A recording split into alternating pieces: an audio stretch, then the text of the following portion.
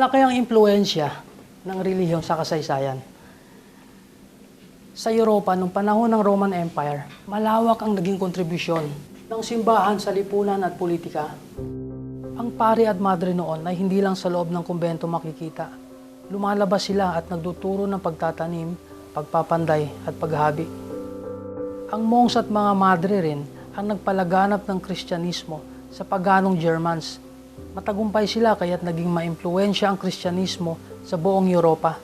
Sir, history class na ba tayo? Hindi, pero dapat bilang singers, malawak yung pangunawa nyo sa maraming bagay. Tulad ng relihiyon. Paano nga ba ito nakakaapekto sa ating buhay? Sir, tulad ng pagtutol ng simbahan sa ibang batas na ipinasa ng gobyerno? Oo, laws on death penalty, abortion, contraceptives at kung ano-ano pa. May opinyon ng simbahan dito. Minsan, may impluwensya sila sa desisyon ng gobyerno. Okay, sa exercise nyo, gusto ko mag-research kayo kung paano naka-impluwensya ang relihiyon sa atin. Pumili kayo ng kanta kung saan ginamit yung relihiyon para maging impluwensya sa lipunan at bansa. Sir, parang ang hirap naman po nun, sir. Kaya nga by group ito, maraming kanta, kailangan lang maghanap kayo.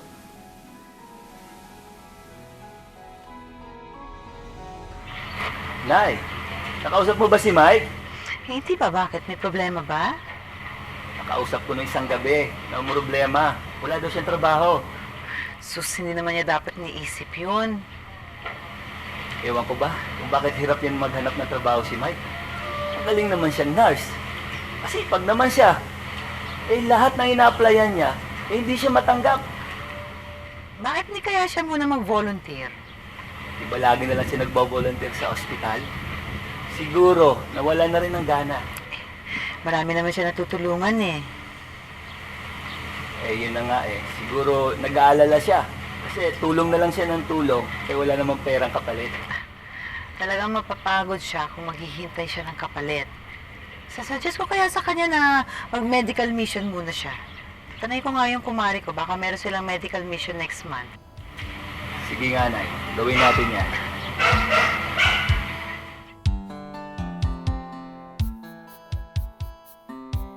Ang hirap naman ang pinapagawa ni Sir. Kanta na lang kaya sa long. Ang dami ko pang may isip. Oo nga. Challenge nga to eh. Pero may natutunan tayo, di ba? Kaya okay lang. Ito no, sabi nga dito, magulo daw ng panahon ng Middle Age. Kaya simbahan na nag-unite para sa mga tao. Yan na lang. Isip tayo ng kanta about unity. Pwede.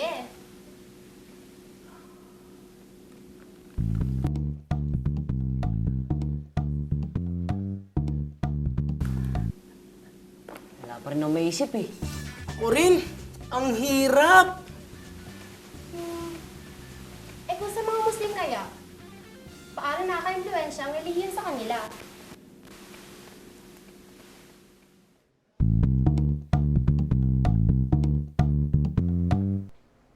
Sa ngalan ng relihiyon at sa ngalan ni Allah, ayan ang sigaw naming mga Muslim.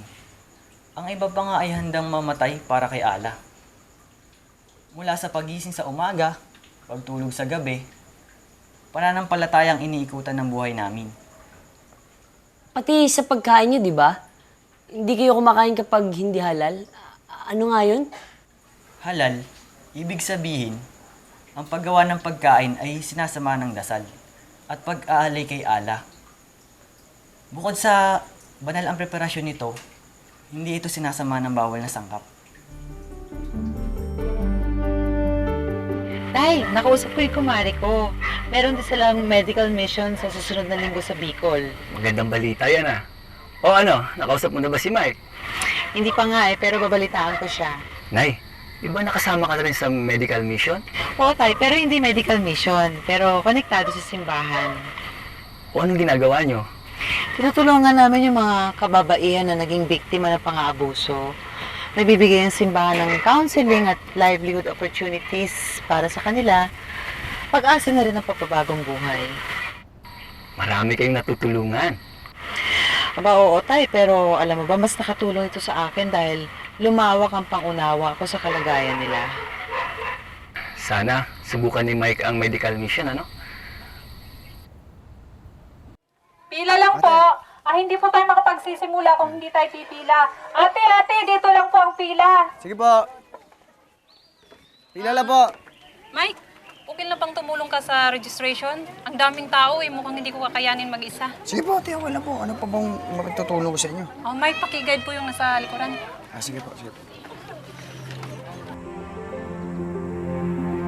Pagkataon ko lang makarating ako rito para makapagpatingin ako sa doktor. Kaya ako nagsadya.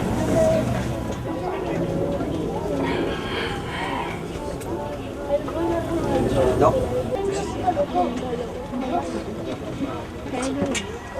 Ano po nararamdaman niya, Lai?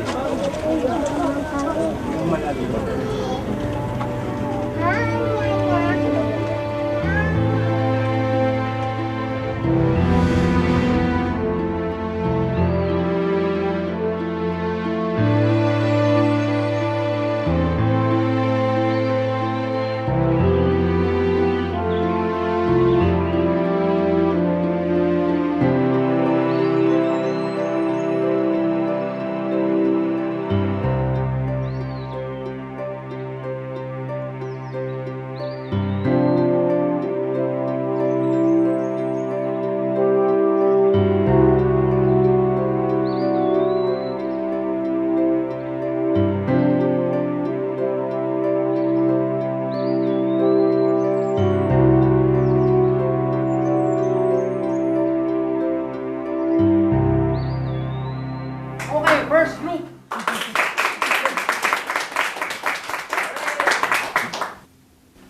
May nagsasabing relihiyon daw po ang dahilan kaya maraming gulo. Pero sa tingin ng grupo namin, hindi relihiyon ang problema, kundi iyong maling pagkakaintindi ng mga tao sa kanilang paniniwala. Itinuturo ng simbahan na magmahal tayo ng ating kapwa. Magmahal upang magkaroon ng kapayapaan at katarungan.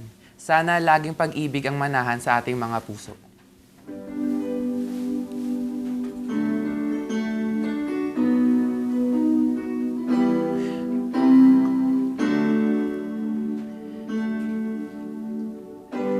There's nothing you can do that can be done.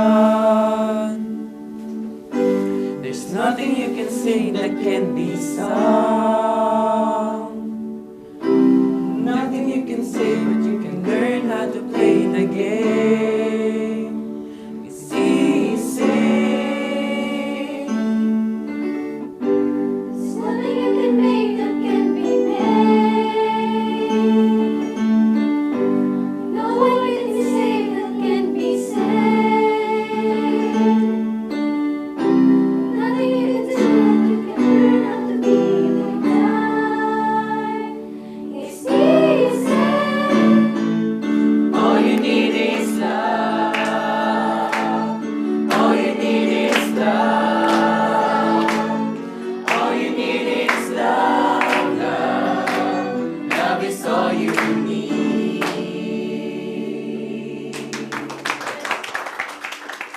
Sige po, pila lang po tayo. Pila lang po. Pila lang po. Kuya, excuse po. Pwede po ba kami ng anak dyan? Siyempre naman po ate, bakit ang po hindi? Kasi po, hindi kami Kristiyano eh. Naku ate, hindi po kami pumunta dito para sa relihiyon. Pumunta po kami dito para po tumulong sa mga tao. Ate, upo kayo magalala. Tara po, dito po tayo. Pila po Salamat, tayo. ha? Sige po ate. Sige po, pila lang po tayo. Pila lang po. Sige po. Sige po, Nay. Hello, Nay. Nay, tatawag na po ako ulit mamaya. Kasi nag-aayos po ako ng pila eh. Opo, Nay. Salamat po. Sige po, Nay. Tatawag po ako. Sige po, pila lang po tayo. Nay, kailan nga po pala ang balik ni Kuya? Sa linggo daw, Medical mission po yan, Nay, no? sa Bicol. Nay, speaking of mission, pwede niyo po ba akong tulungan? Di po ako makaisip ng kanta para sa Glee Club namin eh. Anong theme? Basta daw po tungkol sa religion. Yung mission nito na mapabuti ang buhay ng tao. Halimbawa, Yung binigay pong halimbawa, yung tungkol po sa medieval times sa Europe. Malaki daw po ang naging impluwensya ng simbahan sa mga tao.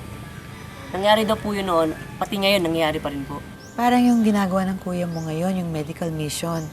Pinupondohan ng mga Kristiyano mga medical mission para makatulong sila sa mga kababayan kahit ano man ang relihiyon nila.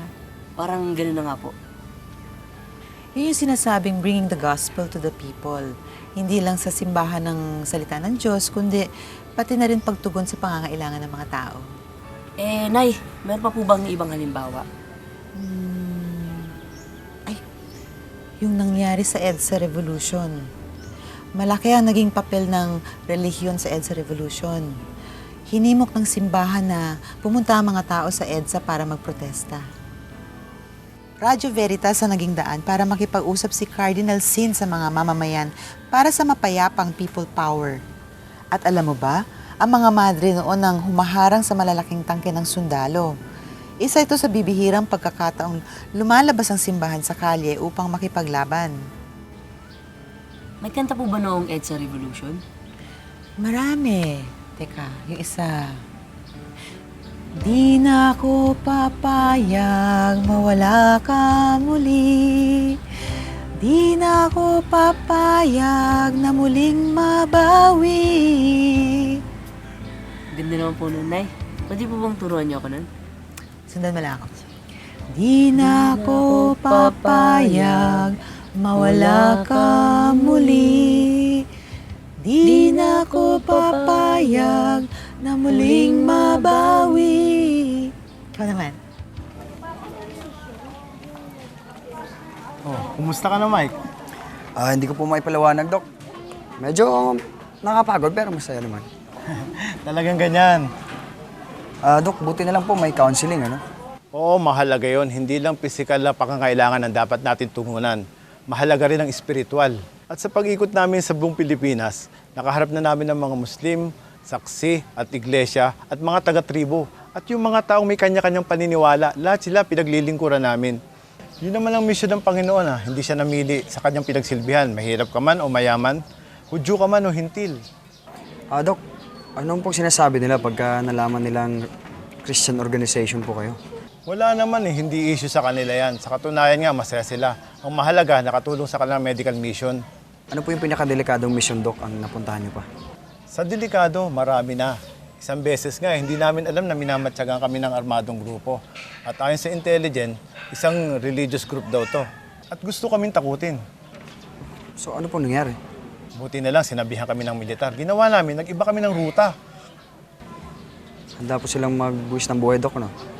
Magbuwis at kumitil ng buhay. May mga sektang ganyan na nagtuturo ng karahasan para lamang maprotektahan ang interes ng leader nila. Nakakalungkot naman po yun.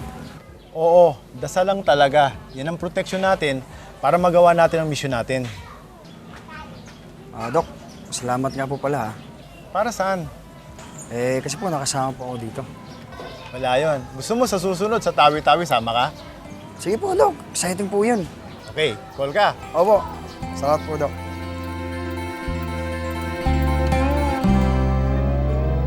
Magandang umaga po sa inyo lahat. First time ko pong sumama sa medical mission ninyo. Sa katunayan nga po, hindi po ako dapat sasama. Pero siguro ang Panginoon ang gumawa ng paraan para makasama ako dito. Siguro po bilang pasimula, may babasahin po akong isang makabagong parabula na nakuha ko po mula sa isang magazine. Ang pamagat po nito ay ang parabula ng mapanganib na daan. Noong unang panahon, isang bayan ang may daang ginagamit ng karamihan. Malawak ang daang ito, ngunit nagiging makipot sa bandang dulo. Habang dumarami ang mga sasakyan, kumakapal ang traffic dito na nagiging sanhi ng iba't ibang aksidente ng mga dumadaang tao. Hindi ito lingid sa kaalaman ng marami. Sa katunayan, sa simbahan tuwing linggo, madalas ang papuri ng pari sa mga mabubuting Samaritano na tumutulong sa mga naaksidente sa bahagi ito ng daan ng kanilang bayan. Ngunit isang araw, isang taga-simbahan ang nakaisip ng paraan para ayusin ang problema. Bakit hindi natin palawakin ang daan? Maganda ang ideya, ngunit kung papalawakin ito ay maapektuhan ang taniman ni Mayor. Hindi tayo pwedeng makialam dyan, politika yan, sabi ng pari. Walang nagawa ang taga-simbahan. Ang pari nagpatuloy sa kanyang sermon ukol sa pagiging mabuting Samaritano at pagtulong sa mga kababayang naaaksidente sa mapanganib na daan. Bilang mga Kristiyano, madalas ayaw nating makailam sa mga nangyayari sa ating lipunan. Tulad po ng binasa kong parabola, madalas ay nasa comfort zones tayo at ayaw nating lumabas sa ating simbahan. Mahalaga po ang natutunan ko sa misyon na ito. Natutunan ko ang kahalagahan ng pagkakaisa. Iba't iba man ang simbahan natin, iisa ang ating layuning tumulong sa mga nangangailangan. Dito, naunawaan kong hindi sapat ang pagsimba lamang tuwing linggo. Kailangang lumabas tayo at maunawaan ang nangyayari sa lipunang ating ginagalawan. Kailangang maisabuhay natin ang turo ng simbahan. Kailangang maging mula tayo sa nangyayari sa paligid para makatugon tayo ng tama. Nung una, ayaw ko po sana sumama dito. Dahil sabi ko nga kay nanay na nagsasawa na akong tumulong. Pero ngayon, naintindihan ko na kung bilang simbahan, kung hindi tayo tutugon sa mga pangangailangan ng tao, sino pa bang gagawa nito? Last day na po ng mission natin. Pero hindi po itong huling pagkakataon para mag-volunteer ako. Hanggat maaari, lagi po akong sasama para makatulong. Maraming salamat po sa inyo lahat.